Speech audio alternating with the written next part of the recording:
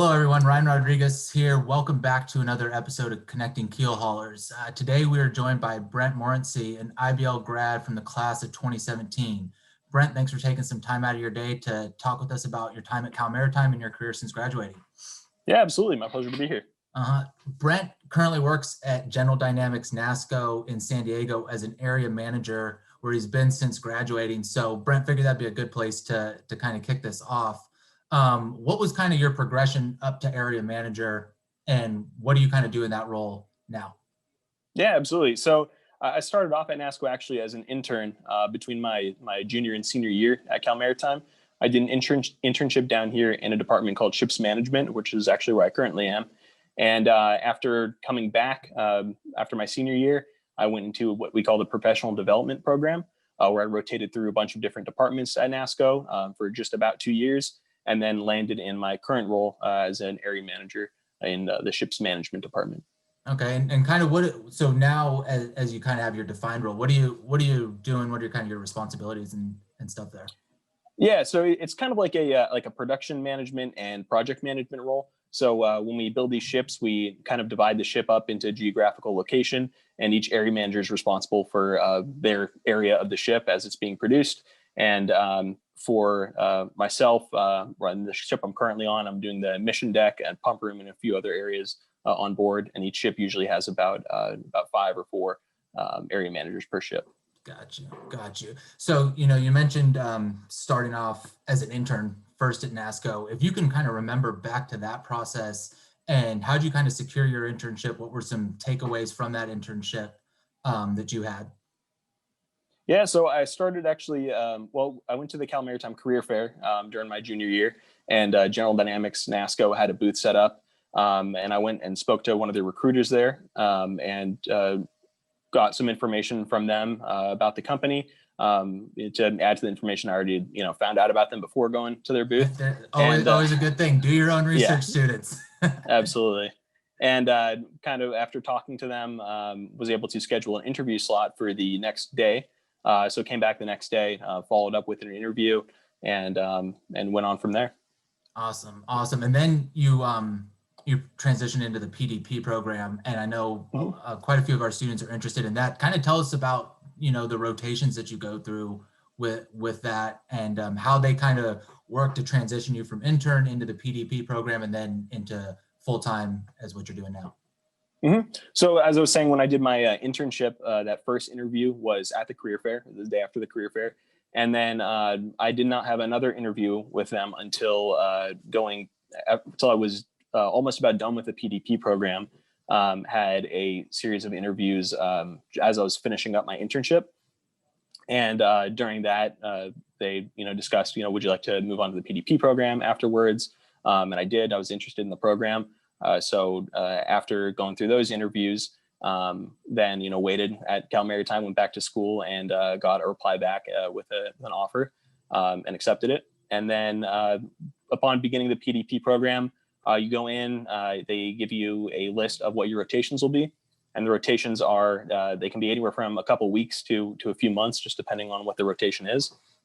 And they vary anywhere from between our safety department to the ships management, where I am, to the repair side, working on the repair ships, business development, which was great. I got to go to Washington, D.C. for that. A whole bunch of different things, supply chain, all over the company, really. Okay, nice. And then when you transitioned out of that, did you kind of get to pick where you wanted to go into, or did they kind of assign you into your current position? I would say a little bit of both. So you do a report when you're nearing the end of your rotations. You put a report together and you add in your top 3 usually picks and a little bit about why you'd like to do those ones. And then at least how they were doing it when I was going through the program, a meeting of some of the leadership at NASSCO would get together and discuss where they were going to place PDPs, just dependent on performance in those rotations when they went through, what their preferences were, and a few other things. Needs and things of that nature. Gotcha. Yes. Cool. Yeah. Cool. All right. Now, so jumping back now a little bit to your time at Cal Maritime and within the IBL program, a lot of times we talk. Well, I won't say a lot of times, but sometimes we'll run into kind of cadets in the IBL program that don't really know what they want to do with their degree. They get into business, but they're like, man, they look at the business field and it's like, I can go a bunch of different routes. So how did you pick Cal Maritime and the IBL program specifically? And then how did you start kind of figuring out where you kind of wanted your career path to go? So I was actually a transfer into Cal Maritime.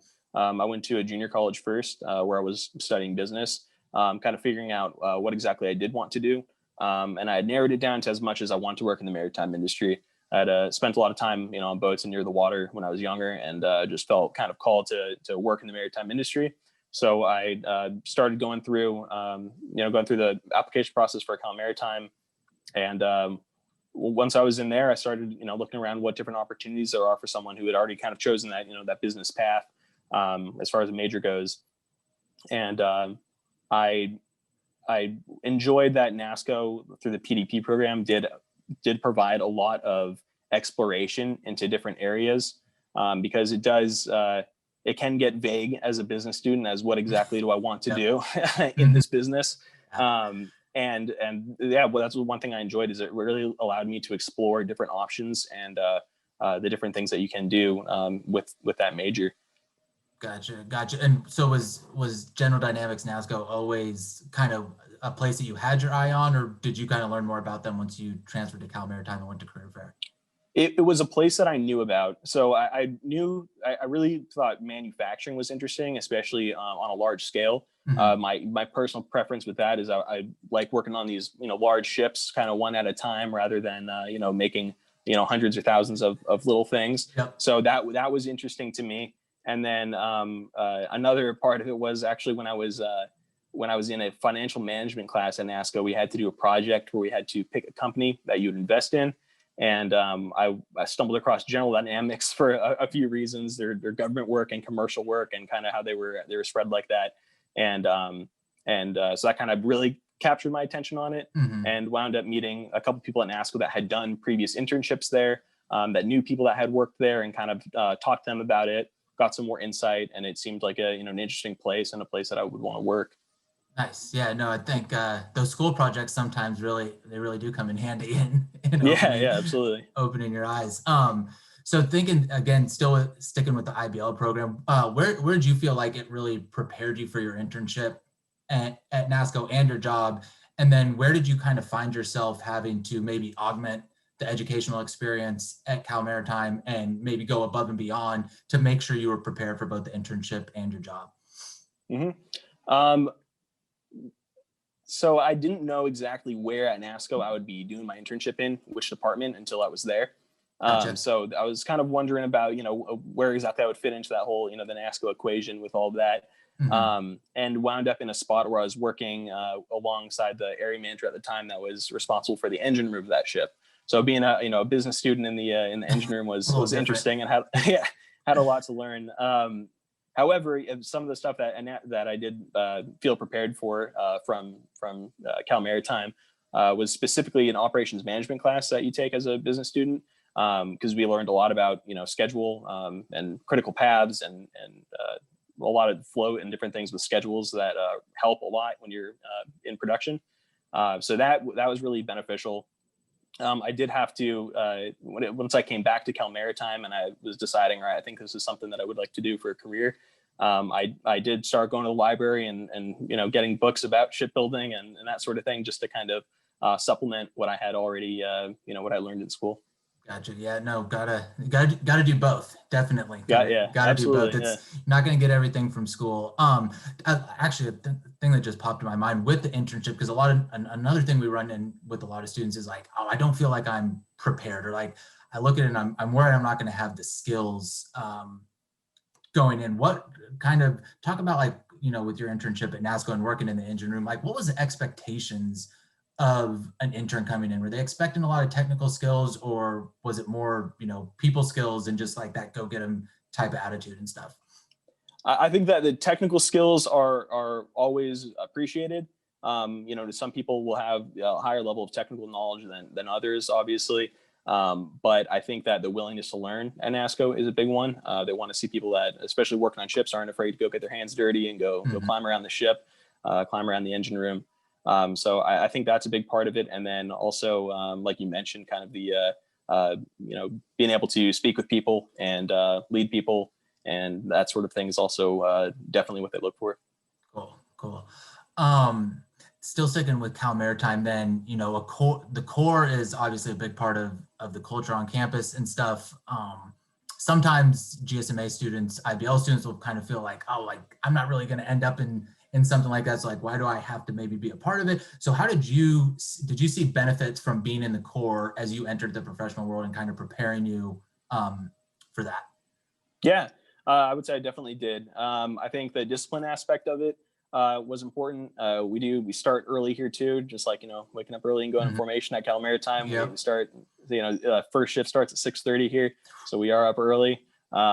I think that just kind of the general being around the maritime industry always helps. You may feel a little bit more comfortable than others coming into a shipyard, having been around ships. And then I would say another huge one is a commonality that you have between yourself and your colleagues. Because a lot of my colleagues went from either Cal Maritime, Maine Maritime, NASSCO, all over the different maritime academies, and you do have like a common experience with them, which I think is useful in building your work and professional relationships. Yep, definitely. So now back a little bit to the job you have now. What is some of the more favorite things that you like about the job, and then what are some of the more challenging aspects that you found? I like the big events that we have. So I think that it's always very rewarding to see our ships launch after spending a long time. They're building in whatever building position they're in, and launching them to the water and watching them float is definitely a big plus, and it's very rewarding. And then another big one for me is sea trials.